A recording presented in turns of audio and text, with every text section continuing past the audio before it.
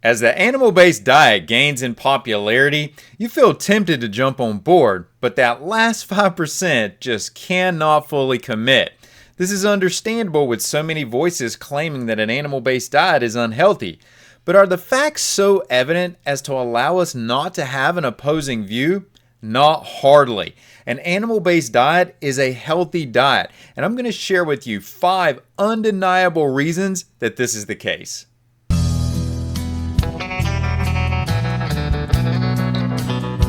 What is healthy?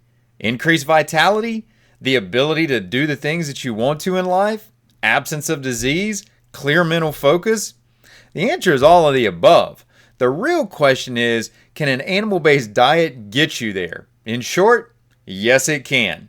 And I'm going to give you 5 undeniable reasons to prove this. But before I do, allow me to introduce myself. I'm Arland Hill. I'm a regenerative rancher that helps introduce individuals to the value of an animal-based diet to elevate their health in weeks, not months. Reason number 1 an animal-based diet is a healthy diet is that it's customizable. You can make the diet work for you. You don't have to try to fit into a mold. After all, this is not a one-size-fits-all. Not everyone looks the same, functions the same. There's some basic similarities, but we're different individuals, and we need our diet to be able to accommodate to our differences. An animal-based diet can do that. To help better understand this point, let me contrast this against fad diets. Fad diets are often rigid. They're plentiful nonetheless, but they often fail regardless of how plentiful or how popular they are. And many times the reason that they do this is that they're not unique to the individual. Everyone gets placed inside the same box, get pushed into a particular strategy or mold that you have to fit into without any acknowledgement of how that particular diet is probably not lining up with your personal physiology. So rather than focusing on an outcome, which we see with a fad diet, we should be focusing on a lifestyle and a pattern of eating that can ultimately promote our own unique health. And let me give you an analogy on this to help this really become more tangible for you. So think about for a moment, let's talk about money for a minute. Think about protecting your money and not being wasteful with that. Well, how do you protect money over time? Well, the need to protect money is a universal truth if you want to actually have any to live a comfortable lifestyle. But how do you protect that money? You can put it in a savings account. You can put it in life insurance. You can put it in assets. You can put it in retirement plans. You can put it in any number of investments. But regardless, you've got to do something to protect it. And if you don't, then you're going to be unproductive and broke and not be able to support yourself. That's just a universal truth, right? There may be different ways of how we might protect that money, but the universal truth is that you have to protect the money. Well, the same thing applies to an animal-based diet. There's different ways that you can implement an animal-based diet, but the universal truth is that an animal-based diet creates health. And it does it because it gives you flexibility. It allows you to tailor to your own personal needs, and you can implement it in a way that is unique to not only your needs, but to your activities. If you're a more active individual, you can skew that animal-based diet to accommodate your higher level of activity. But if you tend to be an individual who is less active, a bit more sedentary, you too can still move that dietary pattern in an animal-based context to be more optimal for you. So it's not forcing you to follow a strict schedule or an outline on how you should be consuming food.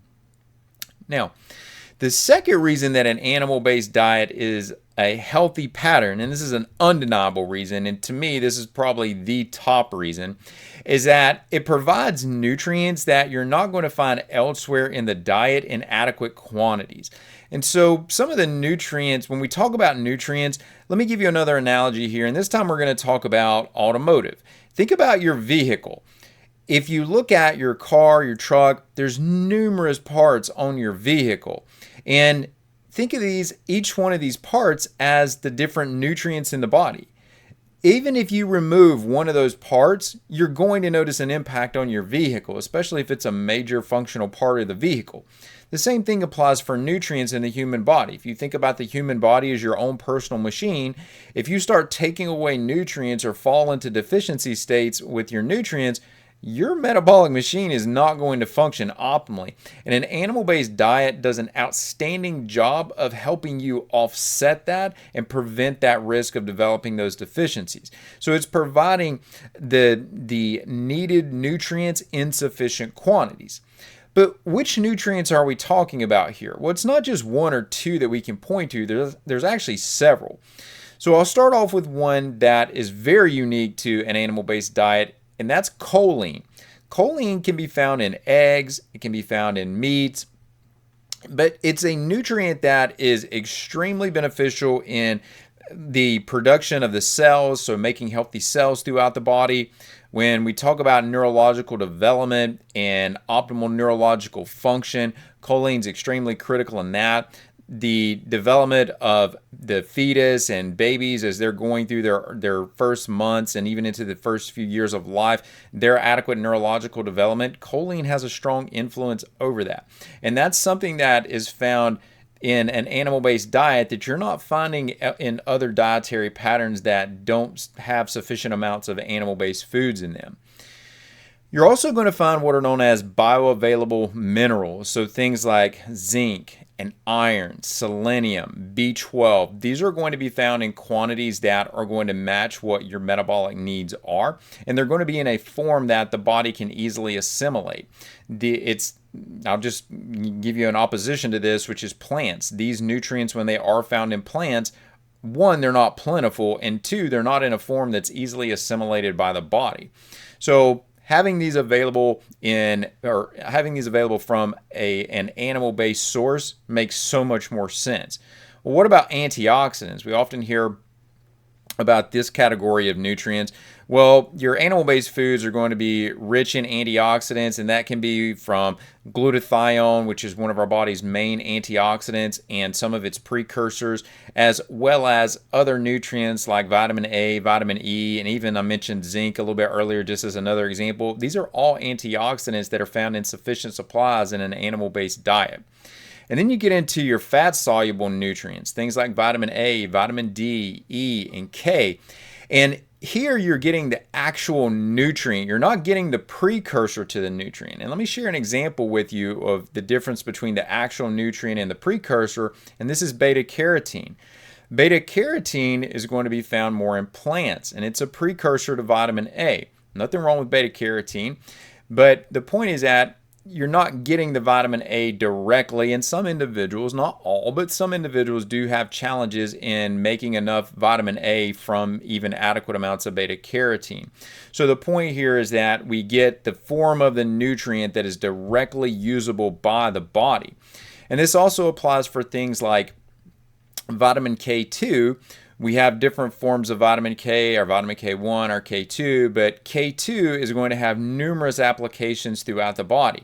The number of organs that benefit from the availability of K2 seems pretty much to be nearly all of them in some way, shape, or form. But you're getting K2, and K2 is going to be the form of vitamin K that is going to be in the body the longest, and it's going to yield the longest benefit over time and have significant impact on multiple of these tissues. And again, that's coming from animal-based foods.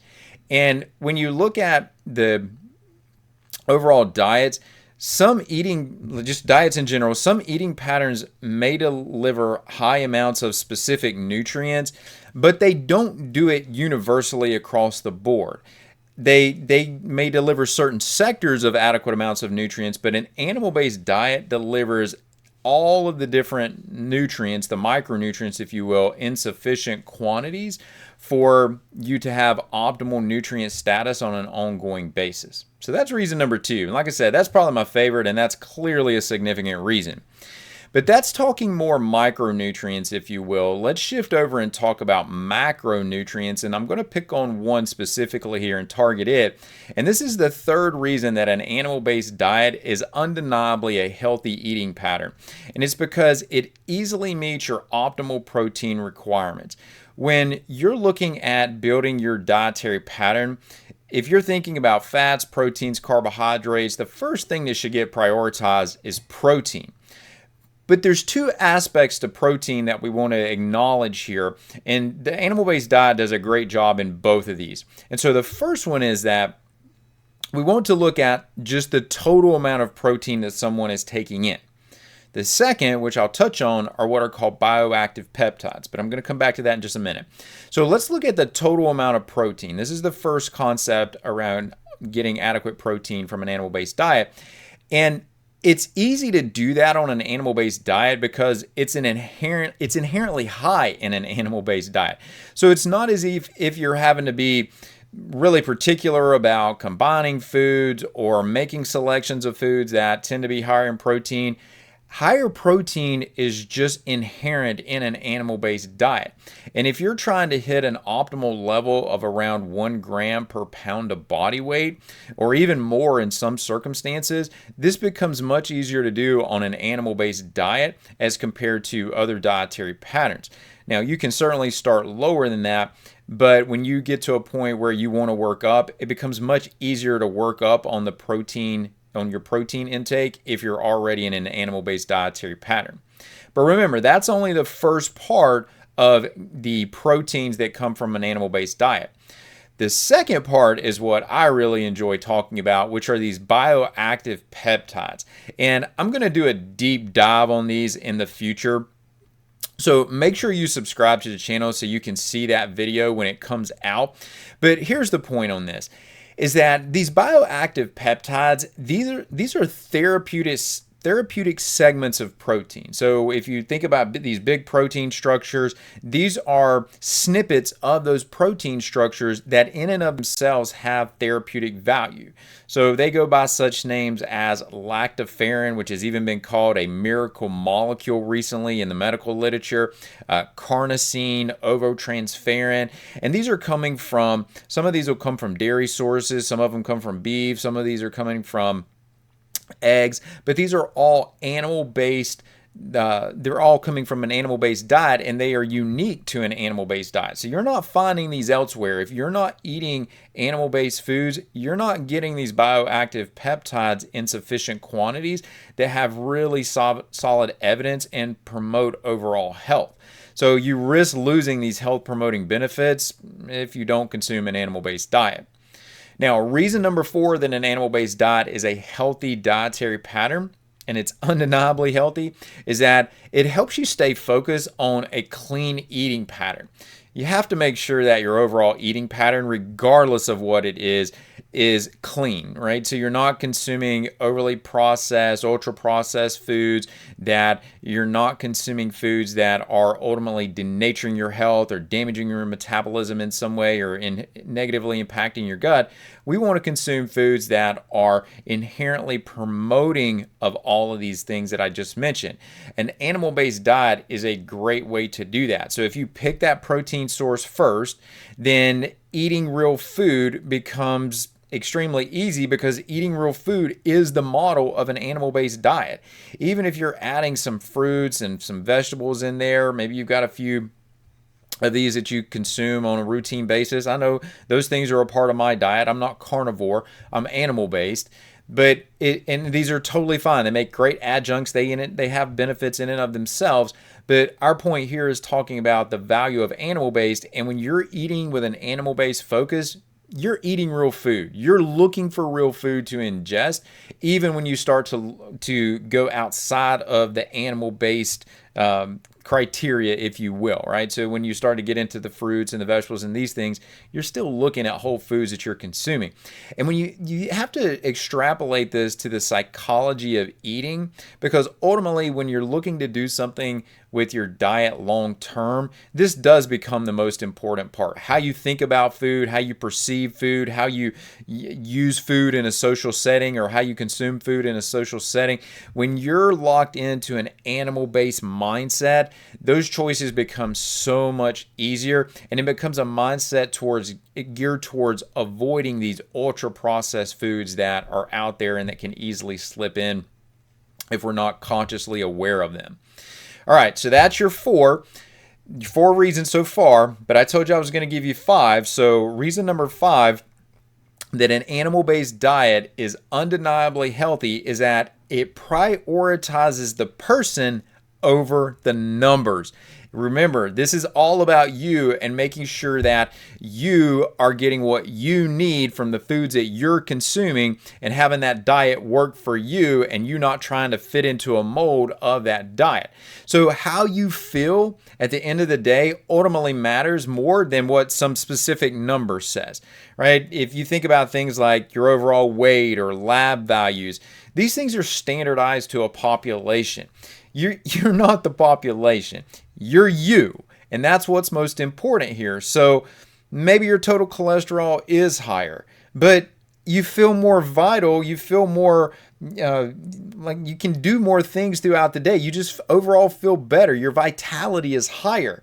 What does a lab number mean at that point if your quality of life is better, right? So not trying to get stuck into these overly rigid parameters that you have to fit into with your weight and your lab values and these types of things. You're looking at how that food consumption is making you feel. So again, we're prioritizing you over these absolute numbers. Does that mean these numbers don't matter? Of course it doesn't mean that. The numbers do matter. They are important. They do give us guidance and information and feedback. And so we do want to use them and acknowledge them, but we don't want to be slaves to them either. And so when you're looking at, just for example, your weight, don't be hyper focused on your weight. When you're eating an animal-based diet, your body's going to find a general set point of you're consuming high quality food, you're staying active, you're doing the things that are consistent with a quality lifestyle. Your body's going to find a weight range that it settles into, and you'll find it's easy to maintain that when you're consuming healthy, nutrient-rich foods. And your lab values overall, the total picture matters more than just a snippet or a certain group of numbers on a lab. It's the total picture. So your lab values are going to begin to normalize for you, not necessarily for the average.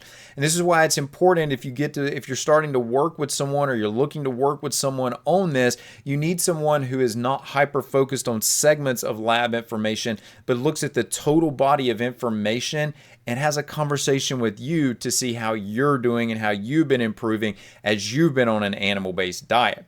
Now, those are 5 undeniable reasons, but before you run off, don't run away just yet. I've got one bonus reason for you that animal-based diets are healthy. And this is healthy. Animal-based diets are not just healthy for you, they're also healthy for the environment. And as the animal-based mindset continues to grow, so does the regenerative agriculture model. This is the model that we use here at Harvest Hills Ranch, and it's a model that over the last 7 to 8 years, I've found so much enjoyment in being able to watch what takes place on our ranch in terms of the regenerative nature, and even looking at how things come back and bounce back, and the resiliency that we see that just becomes inherent in the system, and how much things flourish, how the animals flourish. It's very exciting to be able to watch that. So these animals, they're benefiting the environment, but you in turn benefit from them as well. And as those animals give back, they invigorate the system. Traditional models can't make that same claim. And the benefits are that like I just mentioned, I love watching this. We get more scenic landscapes. We get greater benefit in terms of the animals that ultimately come off of that land that become part of our diet. They're higher quality, and they're translating that richness of nutrients and food, the density in that food is translating over to you. So personally, of everything that I've shared with you here, I'm partial to the nutritional advantage of an animal-based diet. But when considering that this only scratches the surface of the value of an animal-based diet, it makes fully committing to this eating pattern so much easier. In just a short time, the benefits become so obvious. You don't believe me? Well, take a look at this video on the screen now and see what happened to me in the first 6 months of an animal-based diet.